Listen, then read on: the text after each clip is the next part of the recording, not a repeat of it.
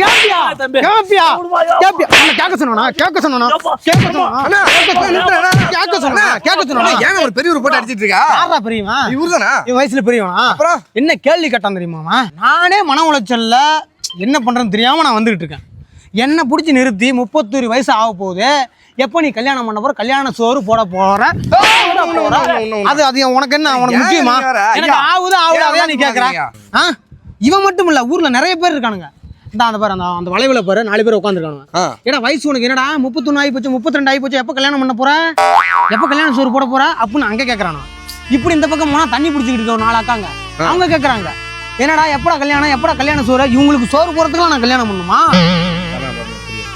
ஊர்ல இருக்கவங்க கல்யாணம் பண்றான், நீ எப்போ கல்யாணம் பண்ற? ஊர்ல இருக்கவங்க தான் நான் ஜாவ முடியுமா? மூளைக்கு கேட்கறாங்கடா. நீ எது கேட்கற? 32 கல்யாணம் பண்ணிடணுமா? ஏன்டா நான் 23, 24 வயசுல கல்யாணம் பண்றதுக்கு பொண்ணு தேடினேன். எங்க அம்மாட்ட கேட்டேன், இப்பெல்லாம் நீ பண்ணக்கூடாது, சின்ன வயசு, தங்கச்சி 2 பேர் இருக்காங்க, தம்பி இருக்கான், நீ படிக்கணும், நீ படிச்சு வேலை வாங்கணும், வீடு கட்டணும், செட்டில் ஆகணும் அப்படின்னு சொன்னாங்க. நானும் தங்கச்சி கல்யாணம் பண்ணி கொடுத்தேன், தம்பி கல்யாணம் பண்ணி கொடுத்தேன், எல்லாத்தையும் முடிச்சு செட்டில் ஆகி வரதுக்குள்ள வயசு என்ன 32 ஆகி போச்சு. இப்ப வயசு வித்தியாசத்தை பாக்குறாங்க. என்ன வயசு ஆகி போச்சு, வயசாகி போச்சு.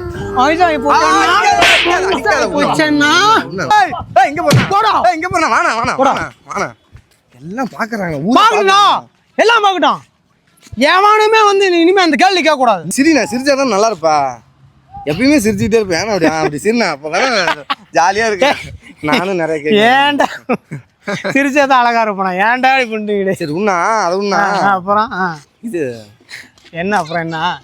எப்ப நான் கல்யாணத்தை எப்ப பண்ண போறீங்க? இப்ப என்ன சொல்லிக்கிட்டு இருந்தேன்?